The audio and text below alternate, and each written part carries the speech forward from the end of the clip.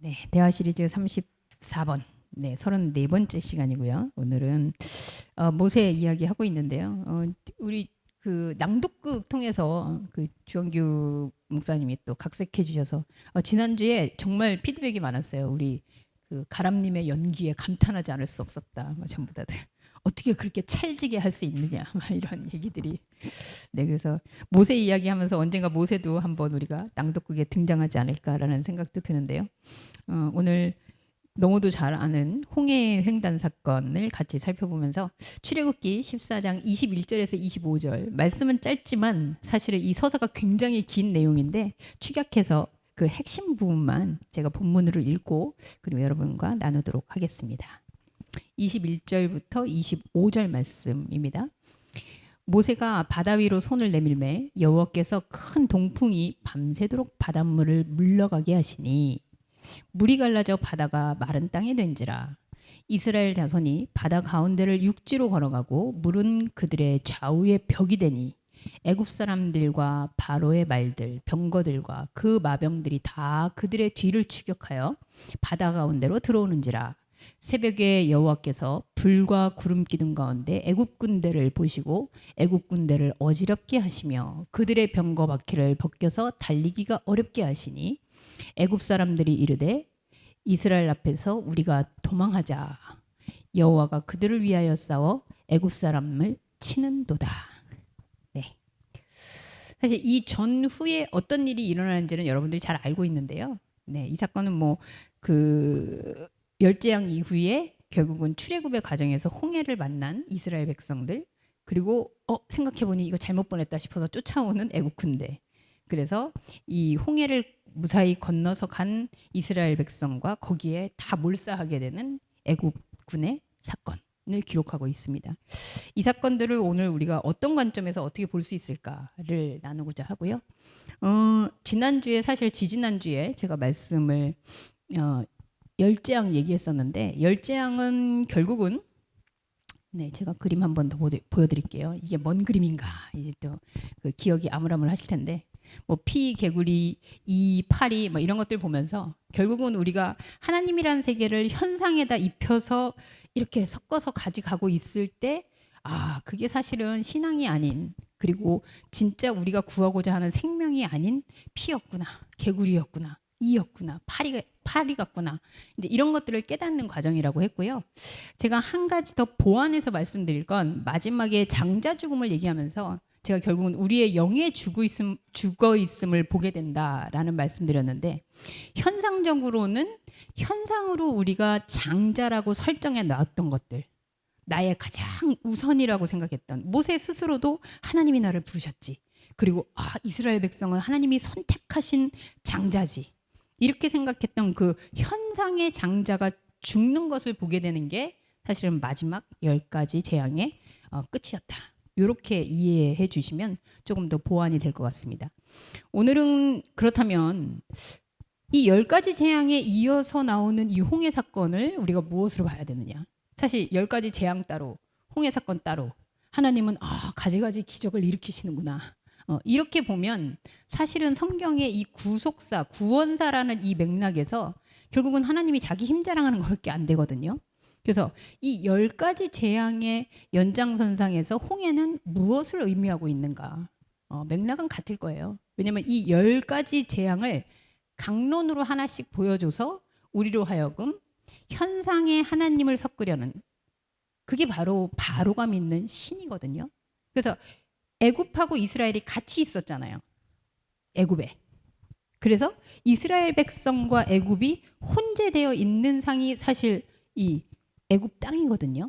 그래서 그 땅에서의 상태에서 하나씩 그게 아니었구나 하면서 분리되는 그 구별의 사건들을 10번을 경험했는데, 이렇게 설명하고 이제 출애굽기의 저자가 이걸 총체적으로 얘기하면서 이제 홍해 사건으로 이 10가지 재앙을 마무리하고 있다라고 저는 이해하면 좋을 것 같아요. 그래서 그런 관점에서 이 10가지 재앙과 연결되는 성상에서 홍해에 갈라지는 사건은 무엇인가? 그러면 결국은 10가지를 전체적으로 종합해서 결론부처럼 얘기하는 사건이 될 것이다 라고 추측이 되는 거죠. 자, 이 사건을 얘기하기 전에 여러분들하고 제가 오늘은 어쩔 수 없이 서론의 비유를 좀 얘기하고 가겠습니다. 뭐 인간의 본능 중에 다양한 본능이 있습니다만 사실 이 자본주의 사회에서 또 경쟁 사회에서 이 빼놓을 수 없는 본능이 구별짓기가 아닌가라는 생각이 들어요. 네, 구별짓기. 뭐 나는 누구지? 라는 인생의 궁극적인 질문. 이것도 사실은 구별짓기죠. 왜냐하면 나는 이 수많은 사람들 중에 나는 누구지? 굉장히 철학적인 질문이라고 얘기하는데 나하고 그럼 저 무리들, 나하고 사람들하고 다른 사람들하고 나하고 다른 점이 뭐지? 이걸 묻는 과정이라고 보거든요. 여러분들 왜 공부하십니까?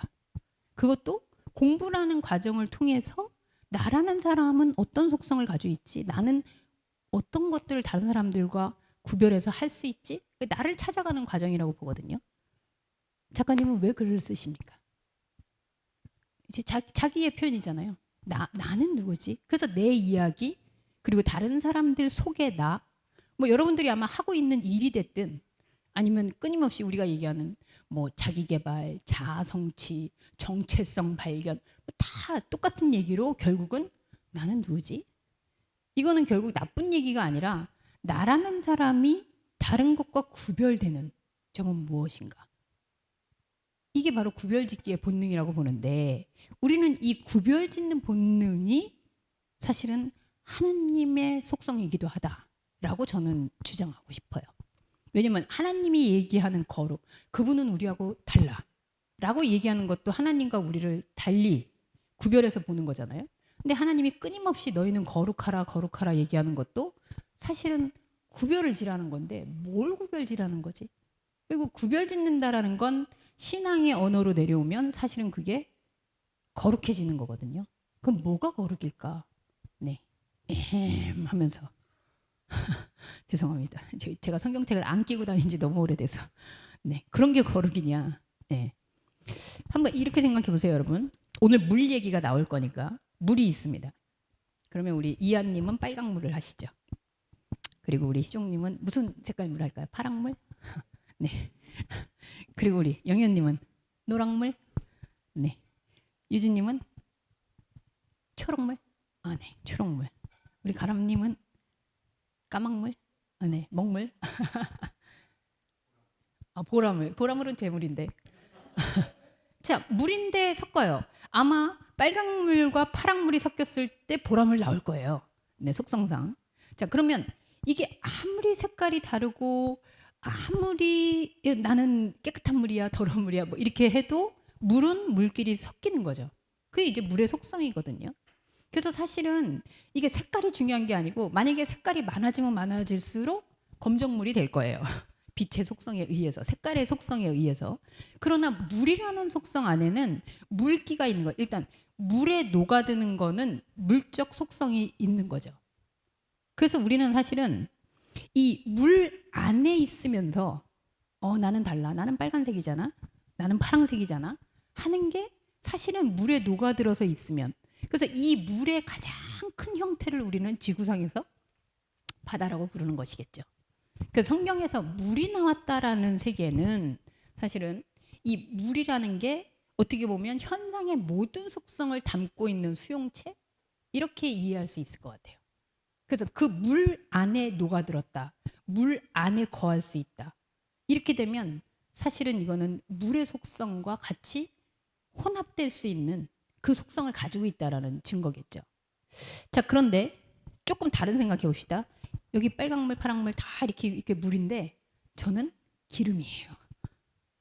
그래서 그 섞여 있는 그 물에 기름이 들어갔어요. 여러분 상상이 되시죠? 기름 어떻게 됩니까? 섞일 수가 없잖아요. 떠 있는 거죠. 그러면 분명히 같은 곳에 물과 기름은 액체라는 속성으로 공존하고 있는데 기름이 물에 섞이지 못하는 거죠. 저는 비유적으로 우리의 영이 어떻게 영적인 것이 현상과 같이 있을 수 있습니까? 그러면서 구별되게 살라는 말입니까? 이렇게 얘기할 때 아주 작은 비유고 이거는 단편적인 비유일 수 있으나 액체의 형태로서 물과 기름이 같은 장소, 같은 컵, 같은 그릇에 공존할 수는 있지만 섞일 수는 없다는 거죠.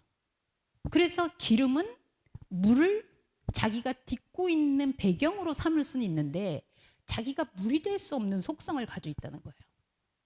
이해가 되십니까? 저는 우리가 영과 육이 어떻게 공존합니까? 이 몸이라는 그릇 속에 공존이 된다는 거죠. 그런데 섞일 수 없는 속성이라는 거예요. 하나님의 이 주파수인 영의 속성과 물은, 그러면 영은, 이 기름은 물과 있을 때 극명하게 자기 속성이 더 드러나죠. 아, 나는 섞일 수 없는 존재구나.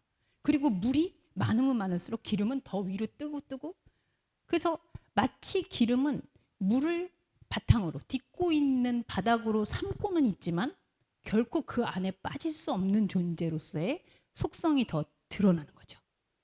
그래서 물만 있을 때 기름만 있을 때 잘 몰라요. 근데 이게 같이 있을 땐 아, 얘는 기름이고 얘는 물이구나. 더 분명해지는 거죠. 저는 우리의 현상 세계가 그렇지 않나라는 생각을 해요. 현상에 우리 필요 없지 않나요? 아니, 현상과 영이 공존할 때 이 영의 의식을 갖게 되면 갖게 될수록 우리 안에 말씀이라는 것이 더 분명해지는 이유는 현상에 딛고 있을 때, 물이라는 속성에 있을 때 아, 나 물에 끼지 못하는 존재구나 라는 영적 자각이 더 가능해진다는 거죠. 오늘 이 제가 얘기하는 이 비유의 사건이 저는 홍해가 갈라지는 사건, 그 사건 안에서 보여주는 메시지가 아닐까라는 생각을 합니다. 자, 한번 보죠. 이 구원이 무엇이냐라고 했을 때 사실 기름이 물 속에서 아, 나 물이 아니었구나 라고 알게 되는 사건이 기름의 본질을 알게 되는, 기름이 물에 섞이지 않는 구원이죠. 그러니까 기름이 물에 섞여버렸다. 그럼 얘는 사실은 기름이 아닐 거예요. 그런데 얘가 안 섞이네 하면서 구별이 되는 순간 기름은 물이 아닌 정체성을 갖게 되는 구원, 자유, 독립적인 별개의 존재라는 걸 알게 되는 사건이라는 거예요. 자, 그런 의미에서 이 출애굽은 하나님이 무슨 기적을 일으켜서 나쁜 놈들은 다 몰살시키시고 하나님을 믿는 사람들은 다 구원해내신다. 뭐 이런 그 1차적인 차원으로 동화 같은 이야기는 좀 차치해 두고 10가지 재앙의 연속선상에서 이 홍해를 건너는 사건이 사실은 현상으로부터 하나씩 하나씩 분리되는 것을 보게 됐거든요.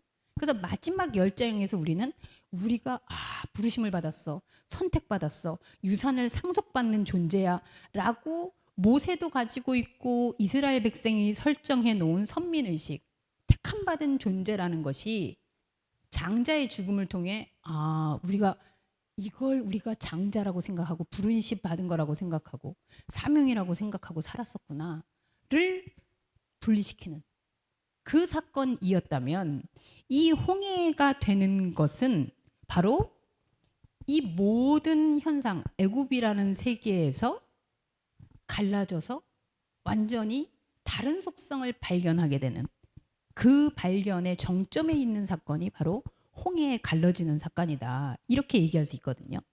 자, 한번 봅시다. 이스라엘 출애굽하는 그 존재가 이스라엘이었어요. 근데 이스라엘이 결국은 10재앙을 보고 출발해서 갔는데 이 바다라는 무대를 직면합니다. 그러니까 내가 튀어봤자 결국은 현상을 벗어날 수는 없어요. 근데 그 현상이 딱 맞닥뜨려서 그게 바다처럼 우리를 가로막고 있는 그 상태에서 애굽도 있고 이 이스라엘이 있는데 이스라엘과 애굽이 어디서 나뉘냐 하면 이스라엘 백성이 바다로 들어가는 순간 이 바다가 섞이지를 못하는 거예요. 바다가 갈라지잖아요. 이게 단순히 하나님이 지팡이를 들었더니 쫙 갈라지게 했다. 뭐 이런 그 현상적 얘기가 아니라 이스라엘이라는 존재가 물로 들어갔는데, 이 현상을 의미하는 물로 들어갔는데 이 물이 원래는 물이 물을 만나면 섞여야 되거든요. 그래서 그거를 끌어안아야 되거든요. 그래서 바닷속에 들어가면, 자, 바다에 들어가면 사람을 포함할 수 없네. 사람이 물에 들어가면 죽잖아요, 여러분. 그럼 물의 속성이 된 거죠. 그래서 어느 순간에는 물에 뭐 몇천 년 있으면 이게 부식돼 가지고 썩어 버리겠죠. 그러니까 물에 포함되면서 더 이상 숨 쉴 수 없고 살아갈 수 없으니까 거기에 동화돼서 물이 돼버리는 거죠. 썩든지 뭘 하든지. 근데 지금 이스라엘 백성이 거기를 들어갔는데 이 바다가 이스라엘을 자기 안으로 수용하지 못하는 거예요. 그게 바로 저는 그렇게 얘기를 합니다. 바다가 토해내는 존재. 네. 바다는 세상에 있는 모든 물성을 수용하는 상징성을 가지고 있습니다. 그렇잖아요. 산꼭대기에 붙어 있던 것들이 흘러 가장 하방으로 가면 결국 바닷속으로 들어가는 거죠. 흘러 들어가서. 그래서 그 안에도 땅이 있는데요. 그렇죠. 그렇지만 젖은 땅이에요. 물의 속성을 가진 땅. 물의 속성을 가진 생명체. 물의 속성을 가진 돌. 그 안에 수용되어 있는. 그런데 이 이스라엘 백성이 들어갔는데 바다가 이거를 수용하지 못해요. 토해내는 거예요. 그게 바로 이스라엘과 애굽입니다. 그럼 애굽은 어디서 왔어요? 원래 모세 안에, 그리고 이스라엘 백성도 애굽 안에 있었잖아요. 그 땅 안에 같이. 그런데 이스라엘은 토해내서 이게 수용이 안 되는데 애굽이 거기에 들어오니까 어떻게 돼요? 몰살당했다가 아니라 물이 되는 거예요. 애굽의 속성이 물의 속성이기 때문에 아무리 색깔이 다른 색이냐 이렇게 상관없이 그 물을 다시 만나니까 애굽은 현상적 속성은 현상하고 뒤섞이는 거예요.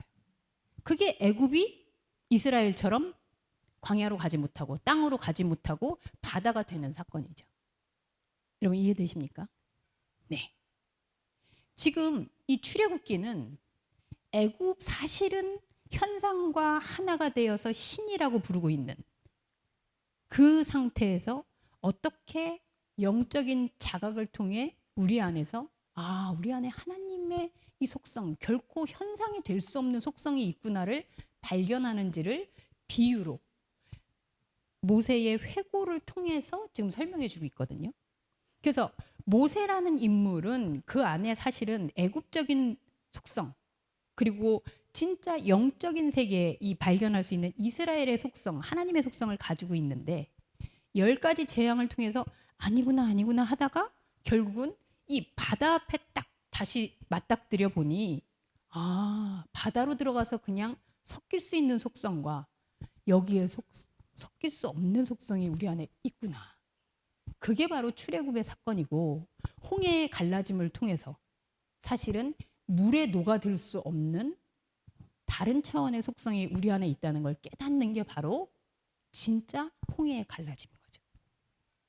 그래서 우리의 영의 속성은 여러분들이 아무리 바라고 또 바래도 눈에 보이진 않지만 이 물의 속성에 녹아들 수 없다는 거예요.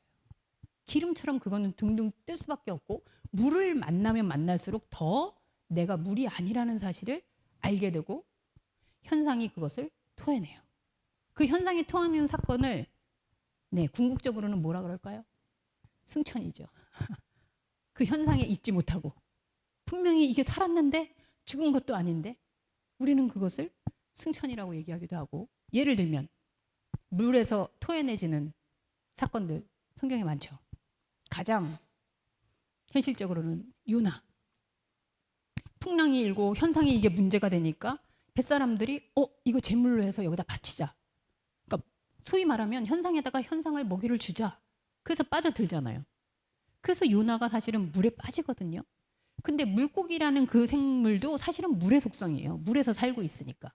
근데 결국은 그걸 토해내요. 그럼 요나를 하나님이 보호하서, 네, 맞아요.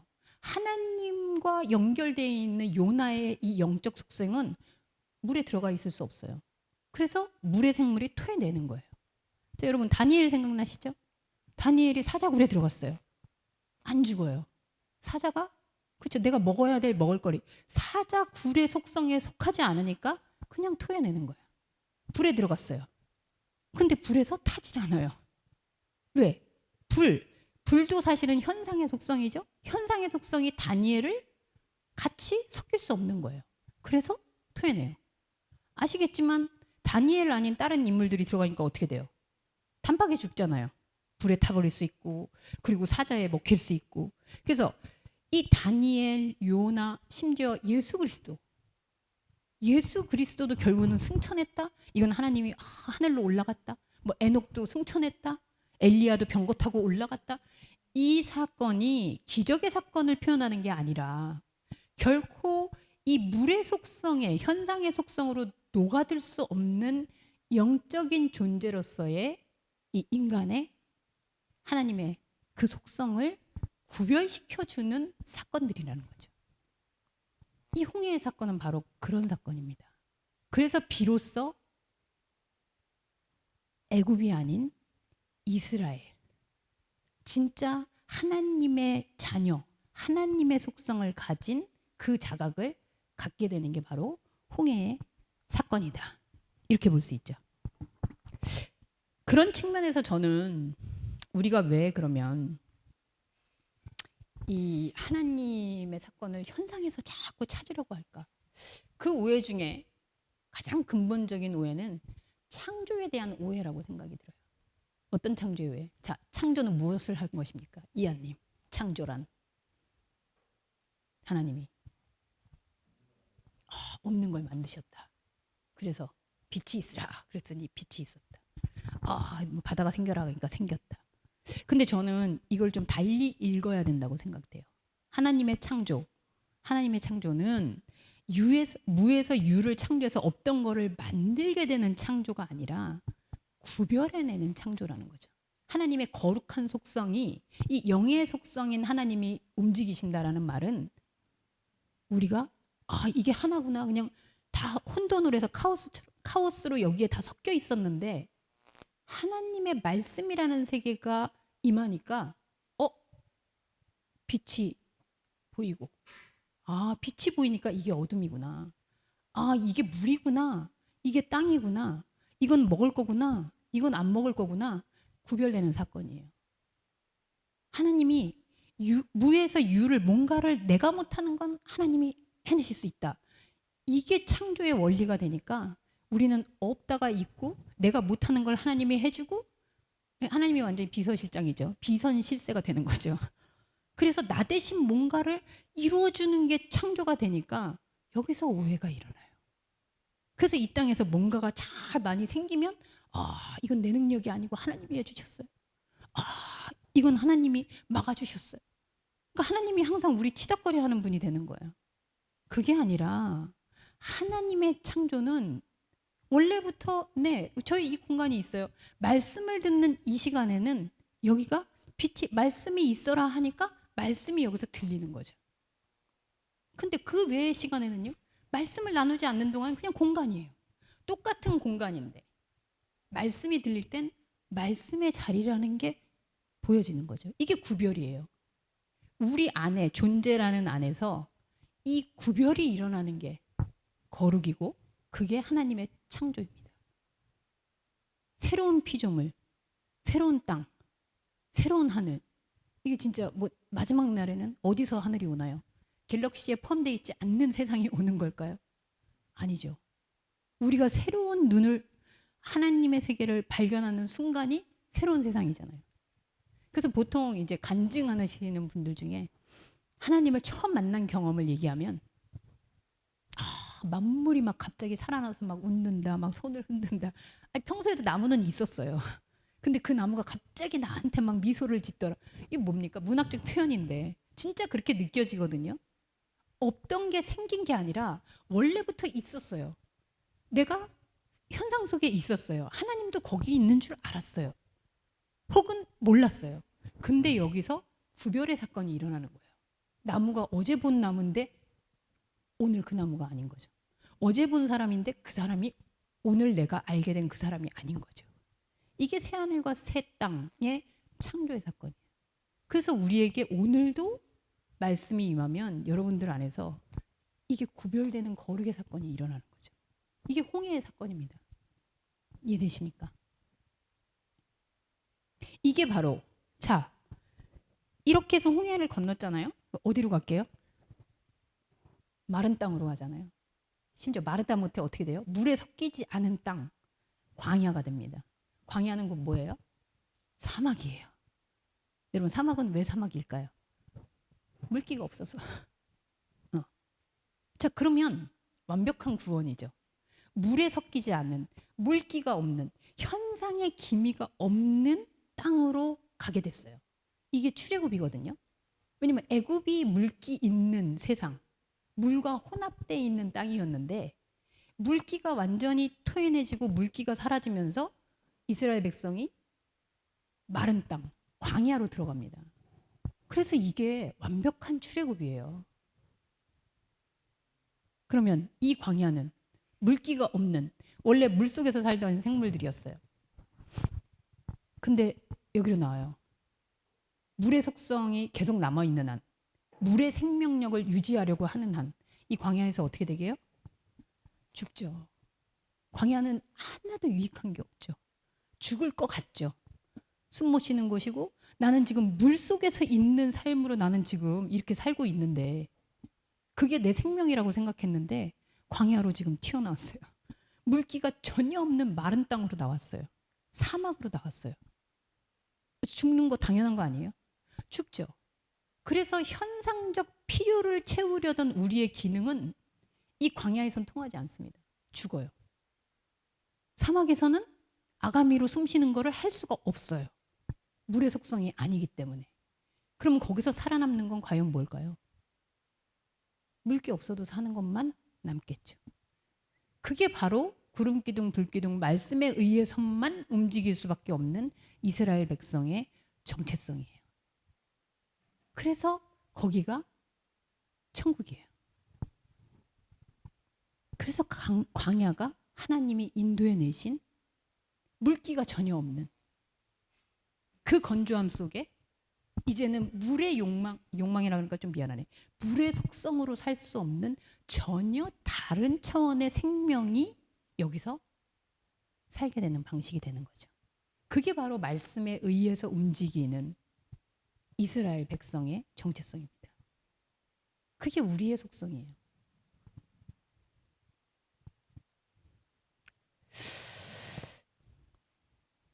결론적으로 얘기하면 모세는 우리가 모세의 인생을 알고 있습니다만 모세는 가나안에 그죠? 그럼 이들이 광야로 나왔는데 결국은 가나안을 계속 추구하면서 하나님이 보내신 땅 가나안으로 가야 됩니다. 가야 됩니다. 자, 가나안은 어떤 땅이죠, 여러분? 젖과 꿀이 흐르는 땅. 먹을 것이 풍부한 땅. 자, 이 먹을 것 영이 먹을 것입니까? 또 다른 애굽이잖아요. 그래서 우리의 속성은 모세뿐만 아니라 이스라엘 안에 우리가 물과 기름이 있는데 이 물의 속성은 물로 자꾸 향하는 성질이 있어요. 그게 좋다 나쁘다가 아니라 그냥 그게 속성이에요. 현상은 네. 아담과 하와를 처음에 만들었다 하는 사건도 사실 그것도 창조 사건인데 하나님이 먼지 되는 걸 가지고 뭉쳐가지고 인형놀이 하듯이 아담의 그거를 빚어놓고 후 해가지고 생명을 불어넣었다. 아니 뭐 이런 거 아니고요. 사람이라는 속성 안에서 하나님의 속성, 이 현상은 유한하게 갈 수밖에 없는 먼지로 갈 수밖에 없는 속성인데 그중에 영원한 속성을 구별해냈다. 이게 아담을 만든 창조의 사건이라고 봐야 되거든요. 그러면 광야로 구별돼서 이제는 여기에서 물의 속성이 아닌 걸로 살게끔 한 이스라엘 백성인데 이스라엘 백성이 계속 물의 세계를 꿈꿔요. 왜? 현상을 가지고 있기 때문에. 그래서 우리가 지배하는 애굽을 만들고 싶은 게 그들이 생각하는 가나안, 그들이 생각하는 천국이에요. 그래서 쳐들어가고 부시고 이러면서라도 그걸 차지하려고 애굽의 방식을 똑같이 가는 거죠. 근데 여러분 잘 알고 계시죠? 너무도 반갑게 모세가 온유하지 못했다는 누명을 쓰고 가나안에 못 들어갑니다. 안 온유한 게 얼마나 다행인지 몰라요. 그러면 모세가 들어가지 못했다. 이거 무슨 얘기일까요? 승천한 거죠. 모세는 결국 이 출애굽기 모세의 고백이잖아요. 자기가 죽은 것도 자기가 쓰는 자기의 고백이잖아요. 모세가 그걸 알게 된 거죠.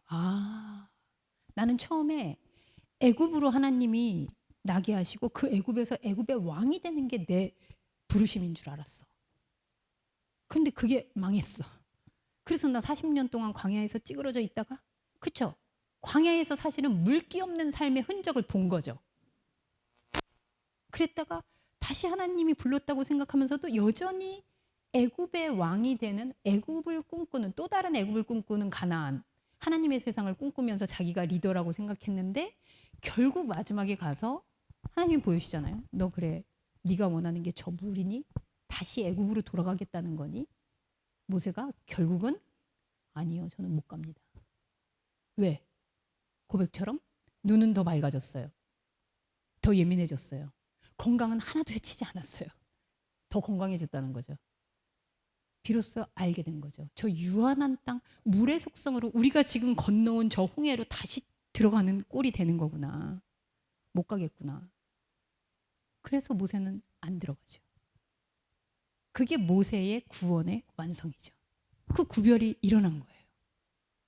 자, 홍해를 건넜는데도 이스라엘은 왜 계속 가려고 그래요? 여러분, 우리 뭐 하나님 말씀 오늘 한번 들었다고 우리가 승천합니까?